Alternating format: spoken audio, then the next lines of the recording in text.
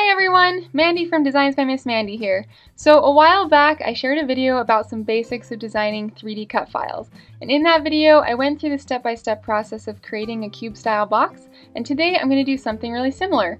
But instead I'm going to show you how to work with a 3D design that involves curved edges.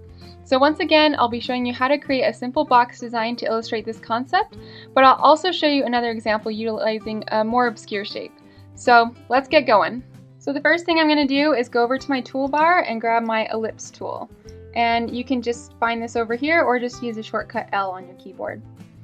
And then I'm just going to click and I'm going to make this a 3" by 5" oval. And I'm just going to work with outlines to start with. I just find that it's a little bit easier to work in outlines when I'm designing 3D projects and then do the fills later.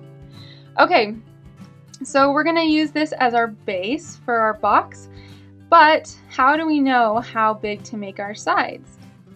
So I think I'm going to just get my rectangle tool, and the width doesn't matter quite yet, but I'm just going to add my height. I think I'm going to do 2 inches high. Just kind of eyeballing it. That looks good, but how do I know what the size of the oval is? So how we can find that out, with your object selected, go over to the document info window, and anything that I have over here on the right hand side you can find in the window menu up here on top. So if you're missing any of these things, you can find them here. So alright, we've got the oval selected, we're clicking document info, and nothing very useful shows up right here right now, but when I click on this little menu on the side and change it to objects, then something pretty cool happens. It shows how big the path is. So it shows, and this is the number I really want, is the length. So the length of my path around the whole oval is 12.7653. Okay, 12. So then I just need to go to transform. And okay, what was that again?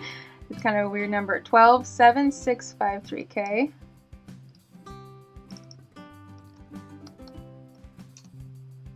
Okay, so that is what my oval is going to need all the way around. But there's still one problem, for me at least. I like to design everything to fit on 8.5 by 11 sheets of paper because that's the cardstock I typically buy. And obviously 12.7653 is longer than I can use. So I'm going to have to split this in half.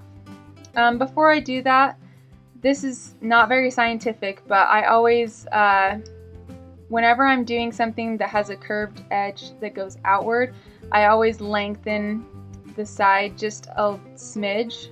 Yes, very scientific. Usually just like that.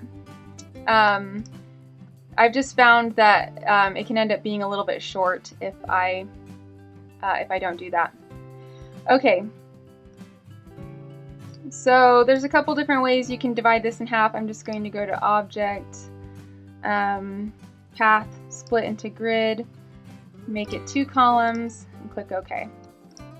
There we go. Now I know that I have 2 rectangles of equal length. But to connect these two, when I need to connect them, I'm going to need to make a tab on the end of each one. So I just need to create another rectangle, and typically I make my tabs, I mean it varies depending, but for the most part I make them 0.25 inches wide. And then I'm just going to taper these a little bit.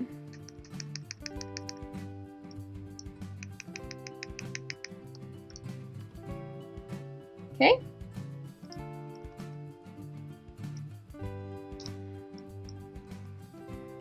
Going to duplicate that, add it here.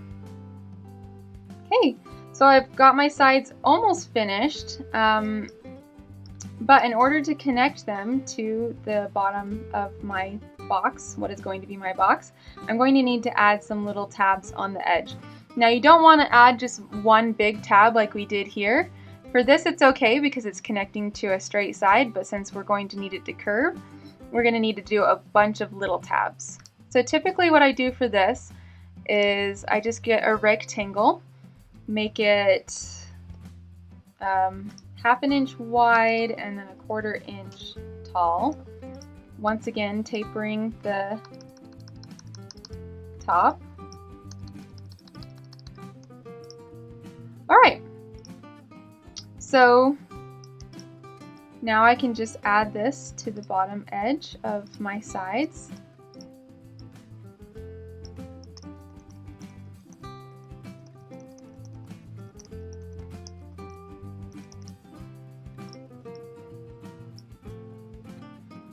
And then I'm going to keep one of these for later, just up here. The rest of these I'm just going to shrink them down just a little bit to fit my needs. Group them together, duplicate it, and add it to this one. Okay, so now you've got the base and the sides of your oval box done, and now we're just going to work on the lid, which is just going to be much the same, only I'm going to do it with a slightly larger oval. So I'm going to go to Object, Path, and then click Offset Path. And then depending on how much bigger you want your lid to be, probably not that much. Let's see, let's try 0.15. That's still too much.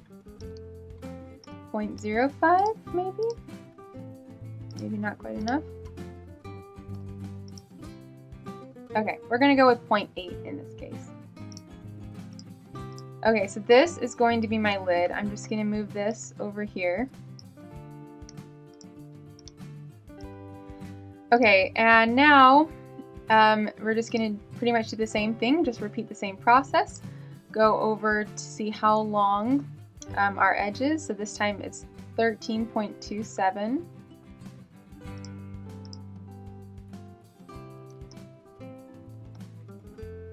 But I don't want the height to be as high because I just want this to overlap a little bit. So maybe like 0.75. Let's see what that looks like.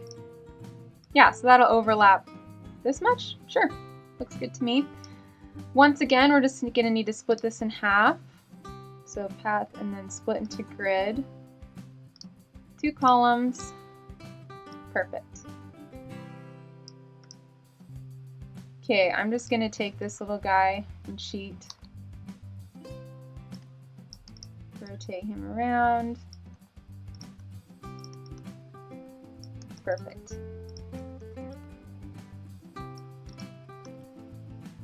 All right, and then for these pieces, we're going to want to add our tabs to the top edge. Once again, just going to grab this group and put it on top over here.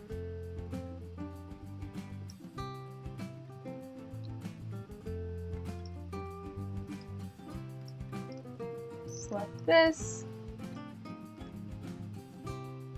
Just add one more since these ones are a teensy bit longer.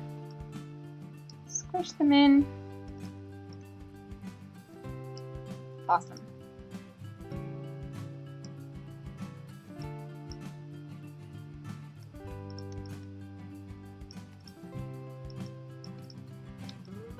Okay, so now all of our pieces are laid out, but they're not quite ready to cut just yet. Right now, all of these are still all separate. So if you were to send it to your Cricut now, or whatever cutting machine you use, then it would cut out each of these tabs individually, which you would probably not like, I'm guessing. So what we're going to do is we're going to add in some score lines before we merge everything together. So I'm just going to get my line segment tool and create my score lines where I want them. And I like to make these usually like some kind of vibrant color that doesn't match what I'm doing. That way they stand out. And these score lines are pretty straightforward, so nothing too crazy here.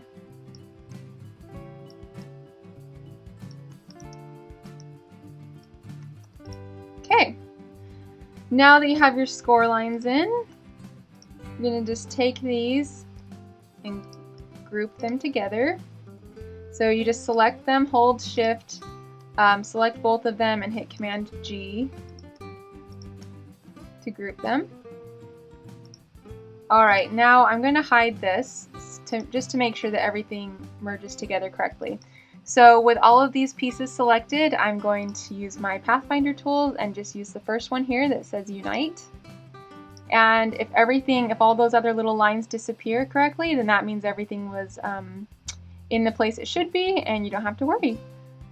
We can just see these lines again, and you can change this to a filled shape if you like now, and group all of these together. And then just do the same thing with the rest.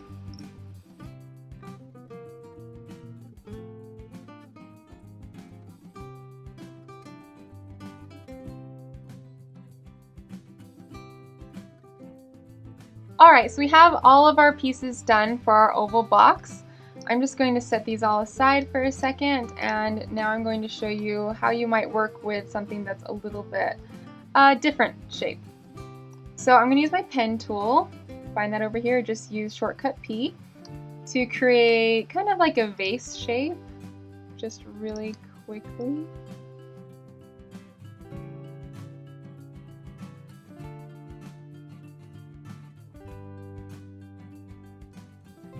If you don't really like how your lines are looking, you can kind of smooth them out with the smooth tool.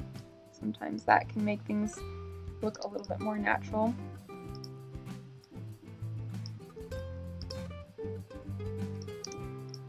Okay, let's see how this turned out.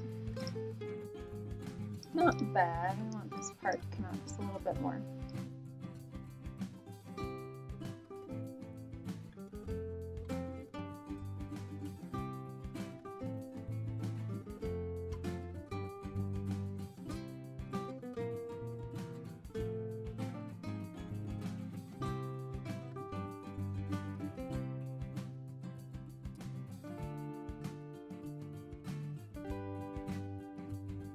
Okay, so I've got my funky vase shape here. And so what I want this one to be, I'm going to make it stand up on the base just like this, and then have sides coming up like that. So how exactly am I going to do that? Well, let's find out. Okay, so first off, I'm going to create a base for this thing. And I can do that just by dragging my rectangle tool to be the same width as my base, and then deciding how wide I want the whole thing to be by changing it right here in the height. So I think I'm just going to stick to, we'll just do, let's see, 1 inch? We'll do 1 inch. Okay. So this is going to be my base. Now we need to find out how long just this side is, because I'm not going to have a top right here. So I'm just going to use my white arrow selection tool to select this side. Make sure I've got this entire side, yes. Okay, and then I'm going to go to my document info window again and see the length. The length is 4.4864. I'm just going to put 4.5. So I'm going to keep the same width on this one, or same height, and then change it to match 4.5.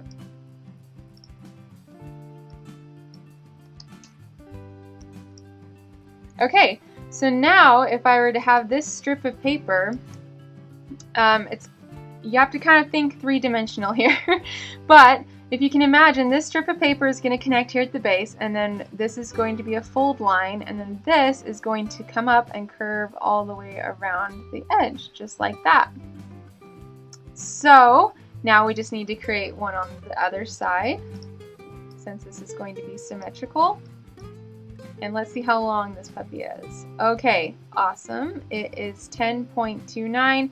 So it should be just small enough that I don't have to split it in half or do anything weird. This should be able to come out as one strip when I use an 8.5 by 11 inch sheet of paper. Okay, so I don't need to add any tabs or anything on the top since this is all just one connected piece, but I will need to add these small tabs on the sides where it's going to curve. So, but since this is connecting to a flat side, I can just do one big tab on this side. You can also do small tabs on this side if you want to. Really, there's no harm in it. It's just a little bit of extra gluing for yourself later. I don't need this line anymore. Bye-bye. Okay. Then I just need these small tabs.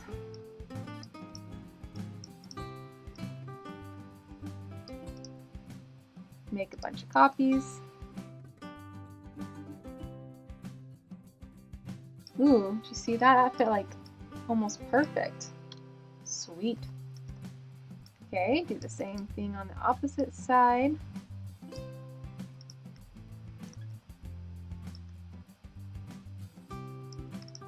Perfect. All right, so the only other thing we need to do for this one is just duplicate this shape. Now we have one for the front, one for the back. We've got our two sides right here and the base. Okay, well I lied. That's not exactly the last thing we need to do. We still need to add in our score lines. So I am just going to get my obnoxious green color here.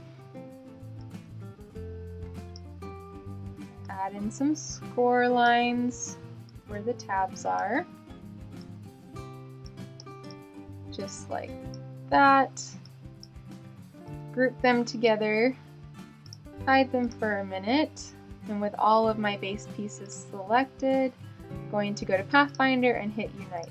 Okay, so something kind of quirky happened, and this actually happens a lot. Even though, you know, logically it all should have just, you know, merged together perfectly, every once in a while you get this weird thing happening. If I were to leave it like this, when it would cut out these tabs too, and then they would just like fall behind.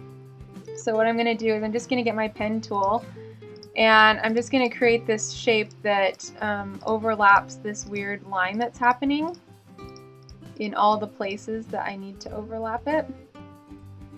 And looks like I've got a weird one going on over here too. I don't know why this happens, it just does, but there you go. And then now when I select everything and hit Unite, it'll match the rest of them, and you won't have to worry about getting your cute little tabs cut off. Okay, we've got our score marks, and that's another reason why I hide the score marks too before I unite everything, because sometimes I've just made the mistake plenty of times where I thought that everything was fine, and then you go to cut it out and you realize it wasn't as kosher as you thought it was. Okay, let's see, I'll make the vase light pink all the way around. Okay, so we've got all of our pieces. Let's see, are these grouped together? No, they're still separate. I want these grouped together. And I'm just going to arrange these over here, like so. And then just for a hot second, I'm going to group all of these together, and that is just so that I can use my artboard tool to click on it, and it'll size the artboard perfectly to fit all of my shapes. And then I'm just going to delete my extra artboards along with all of this unnecessary stuff that's not part of my main group. Ungroup it all. Leave all the anything that has score lines grouped together though, it'll help you later. Everything else looks good. I'm going to save it as an SVG file.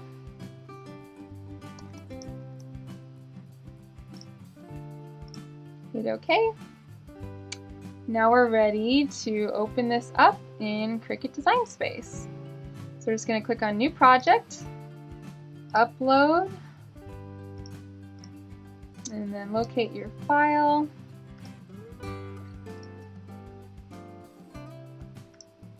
Insert it onto your canvas. Alright, so if you remember, these were like an obnoxious color of green. This is just this really annoying thing that Cricut Design Space does. It just turns all the lines to gray. Blah, hate that. But they're not actually gray. If we ungroup everything, sorry, I didn't mean to talk over that. Ungrouping everything is actually like super important. Make sure that you ungroup everything. Okay, now that that's out of the way, if you look closer at one of these, like I said, the lines look gray, but look, if I click on this group, it says that they're green. So I can remember that these are meant to be score lines, change them to score lines, select both the lines and the cut file and hit attach. And you'll have to do that to each and every one of your sections that has score lines. So buckle up.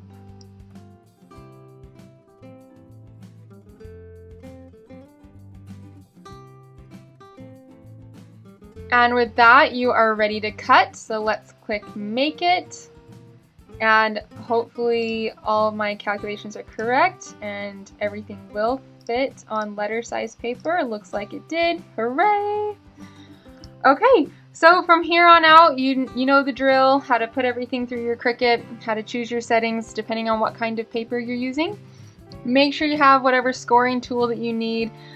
Even though I have a Cricut Maker and I could use a scoring wheel, I tend to just use my scoring stylus most of the time, simply for convenience, because I can keep it in the separate clamp and then I don't have to go and change out my blade for my scoring wheel in the middle of the cutting process. Anyway, but I hope you enjoyed this video and now you know a few more simple tips and tricks for designing curved or just oddly shaped cut files that you want to make 3D. So have fun putting these design skills to use, and be sure to check out my website, designsbymissmandy.com, for lots of fun, free 3D cut file projects. Until next time!